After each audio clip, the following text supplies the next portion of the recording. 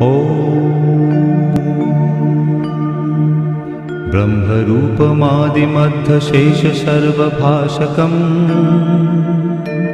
भावषट्कहीनरूपनित्यसत्तमद्वयम् वङ्मनौति गोचरं च नेति नेति भावितम्